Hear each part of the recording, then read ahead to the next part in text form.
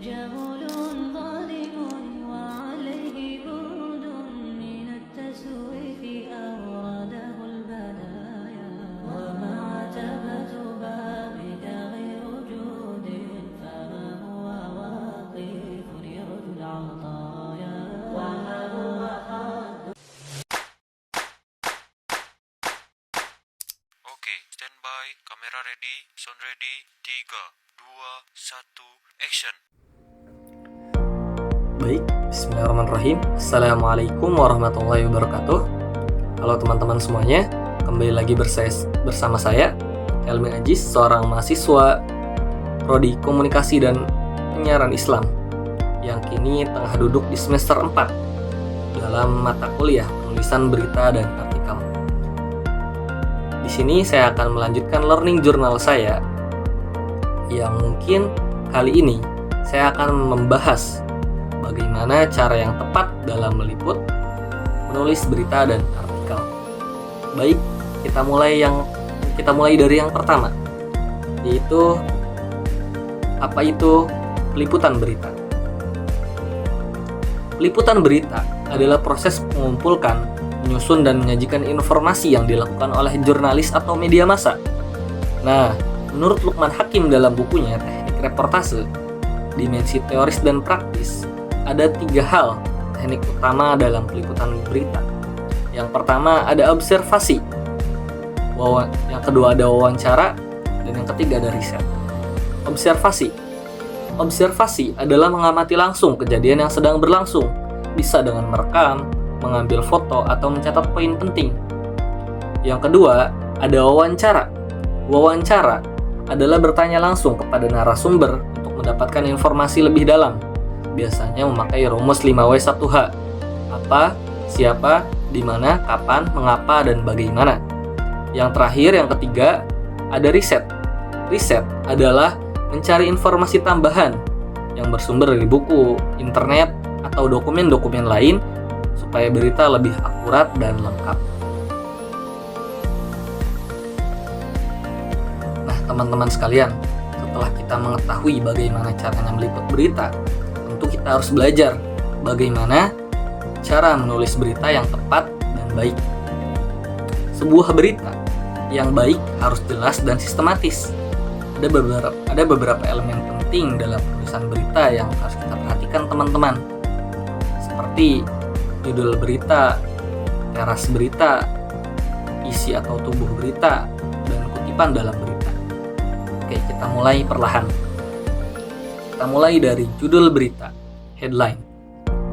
Nah, ini adalah bagian pertama yang menarik perhatian pembaca.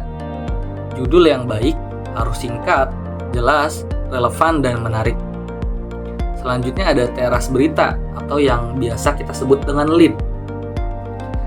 Lead adalah bagian pembuka berita yang langsung menyampaikan inti informasi. Ada beberapa jenis lead, misalnya who lead, what lead, why lead, dan quotation lead. Who lead. Who lead adalah lead yang fokus pada siapa yang terlibat.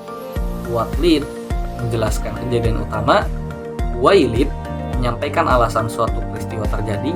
Dan quotation lead menggunakan kutipan menarik daripada narasumber. Berlanjut kepada tubuh berita atau isi berita. Nah, bagian ini adalah bagian pengembangan yang menjelaskan detail lebih lanjut.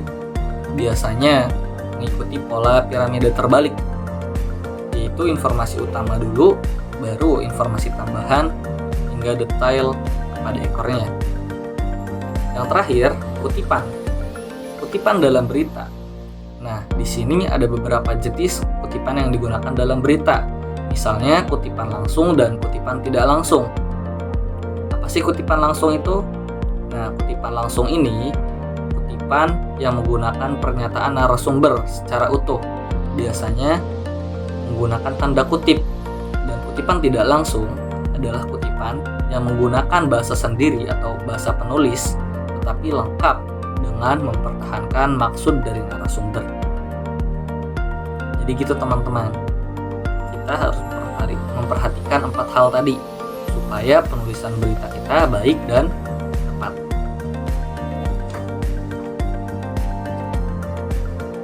Selanjutnya, berlanjut kepada poin yang ketiga, yaitu menulis artikel yang menarik. Setelah kita tahu cara meliput, menulis berita, ini kita akan belajar bagaimana cara penulisan artikel yang menarik dan tepat. Berbeda dengan berita, artikel tidak hanya menyampaikan fakta, tapi juga bisa berisi opini atau analisis dari penulis. Nah, untuk menulis artikel yang menarik, maka kita bisa menggunakan 4 cara berikut. Yang pertama, kita harus menentukan topik dulu. Pilih yang menarik dan relevan bagi pembaca. Yang kedua, tentukan tujuan. Apakah ingin mengedukasi, menghibur, atau meyakinkan pembaca? Yang ketiga, kita harus mengumpulkan referensi. Bisa dari buku, jurnal, atau sumber terpercaya lainnya. Jadi, artikel juga perlu sumber. Yang keempat, kita harus menyusun kerangka tulisan agar tulisan lebih terstruktur dan mudah dipahami. Nah, teman-teman sekalian, mungkin kita telah sampai pada pembahasan akhir, yaitu kesimpulan yang akan saya simpulkan. Mungkin hemat saya, menulis dan meliput berita membutuhkan teknik yang tepat agar informasi disampaikan akurat dan mudah dipahami. Sementara itu, menulis artikel memungkinkan kita untuk tidak hanya menyampaikan fakta, tapi juga menganalisis dan menyajikan opini. Semoga learning journal kali ini dapat bermanfaat bagi siapapun yang menonton, terkhusus bagi diri saya sendiri. Kurang lebihnya mohon maaf. See you next time. Wallahu muwaffiq ila aqwamit thoriq. Akhirul kalam. Wassalamualaikum warahmatullahi wabarakatuh.